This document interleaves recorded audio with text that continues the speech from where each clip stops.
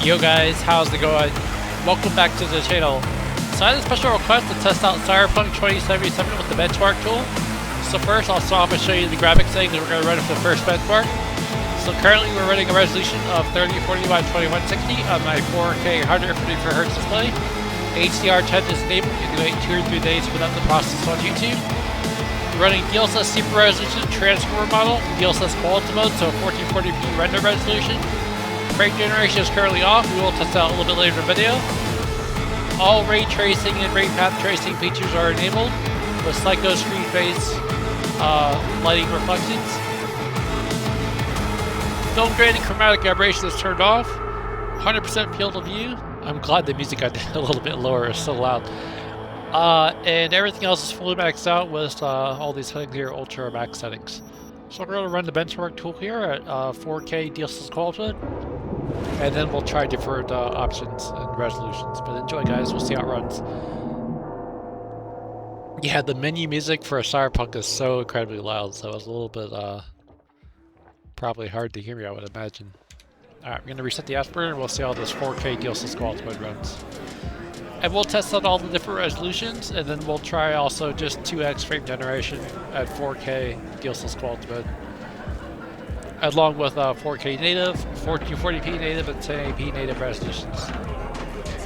I actually never run the benchmark tool on my 5090, so this is actually the first time I ran it on the 5090, so I guess it was a good request. It's always nice to get suggestions from people about what games to play, so I do appreciate when people do make a request, because it gives me ideas to benchmark other games, so it's appreciated.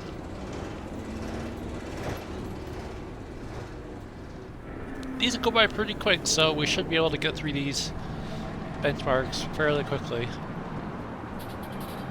From what I remember, it ends right where the palm trees point towards the sky. It looks like 4K DLSS quality would average 68 FPS, 1% low sitting at 56, and a max FPS at 81. Okay, there's all the settings we're under. We're also running the latest NVIDIA drivers, which were just recently released, I think today, I believe. So average 68 FPS, minimum 62, and yeah, that's all the settings here. So go ahead and go back to the menu here, and we will let's see, what should I do next? Let's go ahead and try frame generation, just 2x, and we'll rerun the benchmark. I'll reset the afterburner once we get into gameplay, and then after this we'll try 4K native resolution without any frame generation.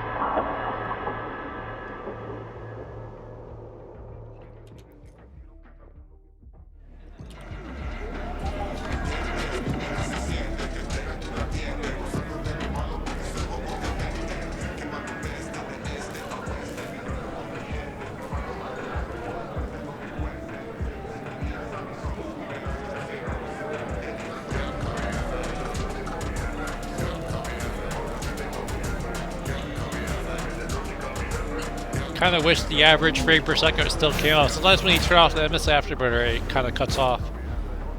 But I don't want to reset it because it will affect the benchmark. But once we get to the next setting, I will try to reset it.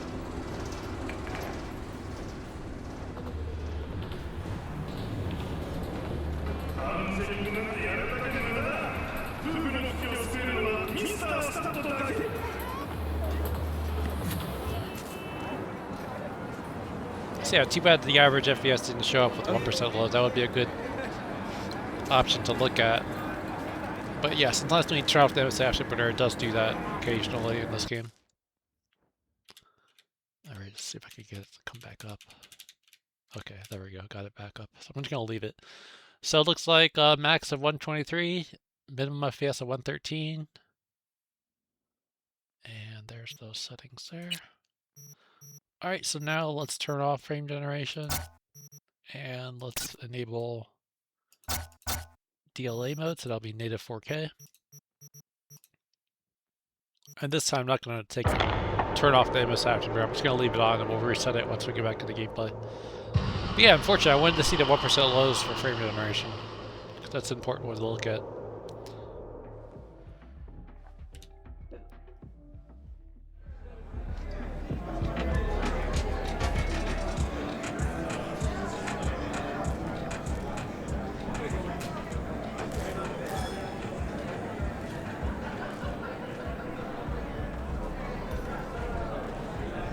Perhaps what we could do is after this one, we'll just run it again with frame generation. Because I am curious to see what the 1% lows are at frame generation.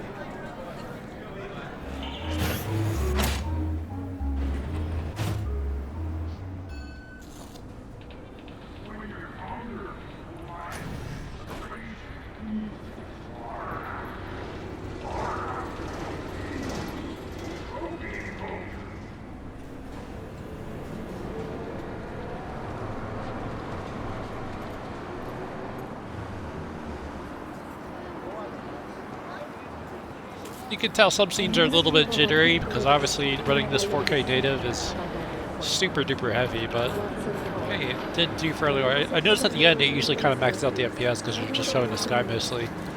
Average 36 FPS, 1% lowest thing at 30, and max FPS, let's see what this says, 40, so almost 41. So yeah, not bad, given that's a very heavy setting to run. Alright, so now, like I said, I do want to try it again with frame generation, because I didn't get to have the 1% low, so we'll just go ahead and do this one over again, that's fine. So disregard the last one that we did with frame generation, we'll try to do it again. Just so everything's in one video. So what I noticed with frame generation is, depending on what kind of FPS you could get in the game, it's going to increase the input lag and also lower the 1% lowest. But we'll see what happens here. It is lower, obviously. 51 is pretty low, so.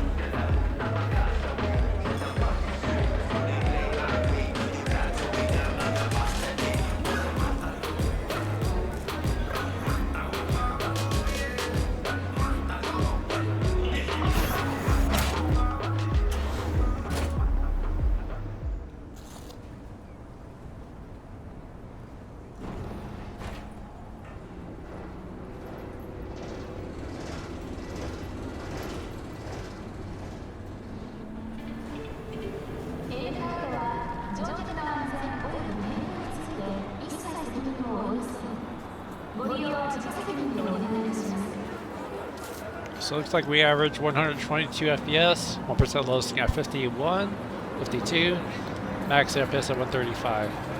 I'm just going to say 135, because once it goes to the sky, it's just spiking. Fair enough. At least we got that tested there. Okay, so now let me turn off frame generation, and let's go back to DLA mode. Apply that, and then let's change the resolution to 1440p. And let's run the benchmark. And then we'll do 1440p with DLSS quality mode. And then we'll do 1080p native resolution without any DLSS.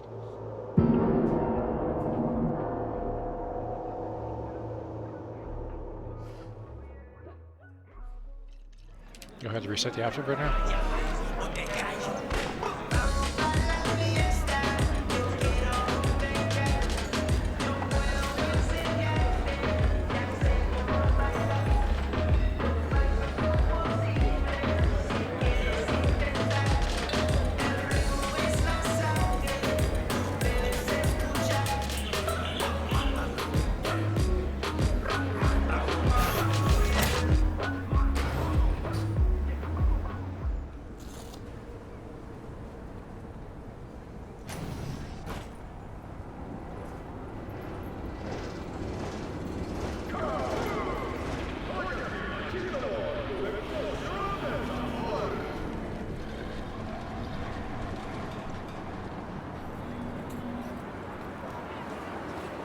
Okay, so 1440p native, average, I would say 66 FPS, 1% low setting at 55, max FPS at 75. Yeah, not bad. Playable.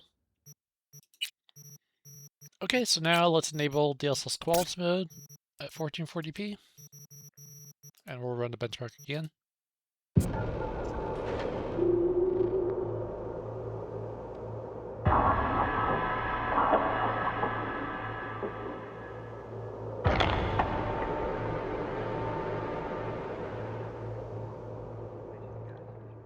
Reset the afterburner.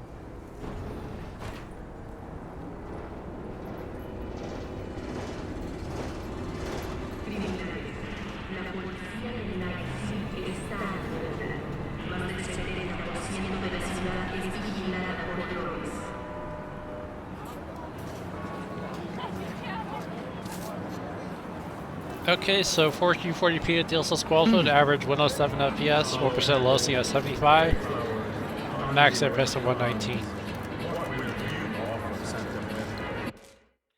Alright, not too bad.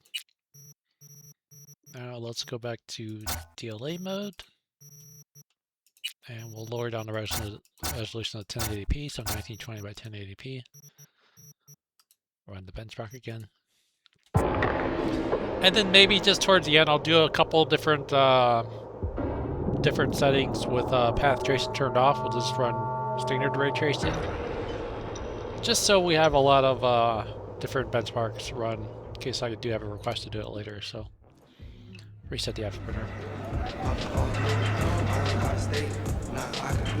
I'm not going to do every test I did prior without path tracing, but I'll just try to do the more standard resolutions. So I don't want to make this video too long.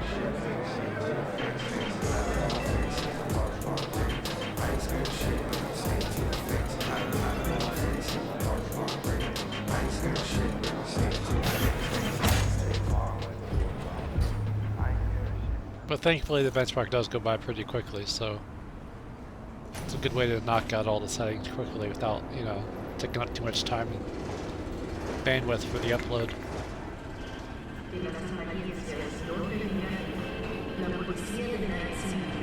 I'm actually surprised. 1080p is still utilizing the GPU pretty well. I mean, between 93 and I think it was 96%, not too bad. 97. Average of 96 FPS, 1% low at 73, max FPS of 106. Not bad. Okay, so now let's go back to 4K native, and let me turn off path tracing. So let's turn off path tracing.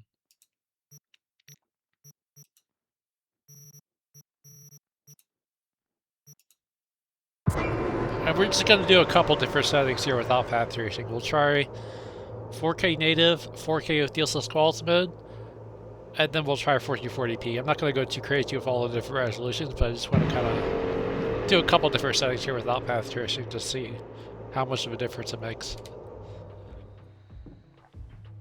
Reset the afterburner.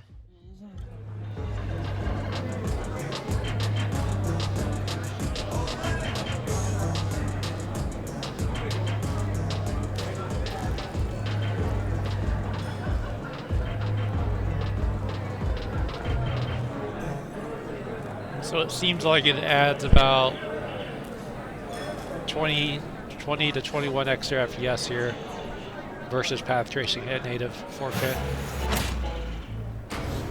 Not quite 60, but pretty close.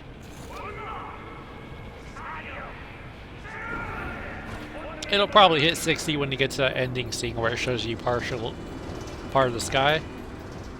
But it looks like we're averaging around 52 FPS mostly. Visually, it still looks good though, I would say. I mean, I do notice a slight degradation in the reflections, but it still looks pretty good. So average of 52 FPS, 1% low at 44, max FPS is 65. 4K native without any path tracing. Or yeah, without path tracing. Alright, now we'll try DLSS quality mode without path tracing. And then we'll finish off 1440p native, and then I'm going to end the video there, because I don't want to make this video too long.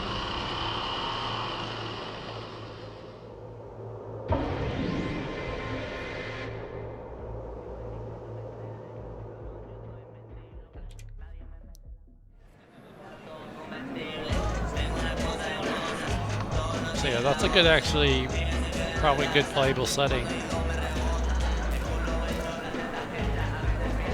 If you don't want to use path tracing. 4K with DLSS quality mode.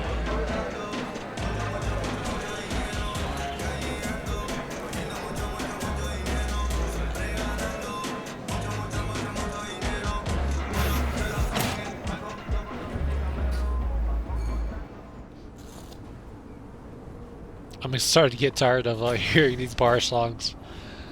Getting pretty repetitive. That's why I don't want to make too many of these benchmarks, but we're almost there. Just got one more run to do.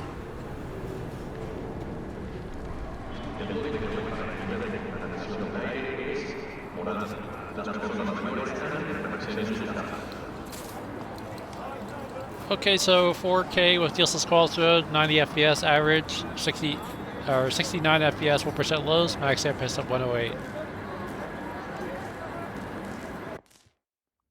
Alright, so now let's lower down to 1440p. And again, this is without path tracing. And let's go to DLA mode. Run the benchmark. And I'm gonna wrap it up here because I don't want to, like I said, I don't want to make this video too long, but I just want to have enough options tested so it'll satisfy everyone else who wants to see different benchmark settings for Cyberpunk. Alright, reset the afterburner.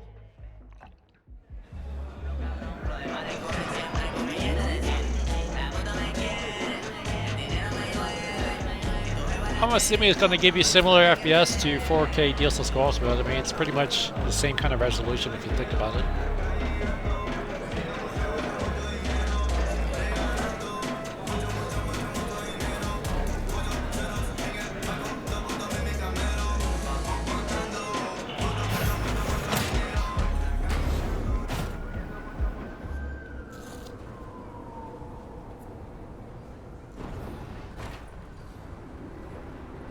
But yeah, without the path tracing, it looks like those reflections in the puzzles there are just a little bit less detailed.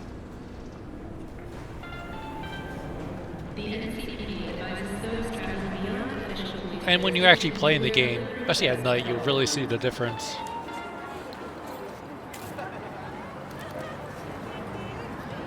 Okay, so 1440p native, 91 FPS average, 1% low sitting at 70, max FPS of 110. Alright, so I'm going to wrap up the video there. Hope you guys enjoyed this video presentation of Cyberpunk 2077 with the benchmark tool. If you did, do give this video a like. If you want to see more content like this, more RTX 5090 game benchmarks, along with my Ryzen 9 9950X 3D CPU, feel free to subscribe. Thanks for watching, appreciate all support, and I'll see you guys for another video soon enough, and see you guys around. Later guys, peace out.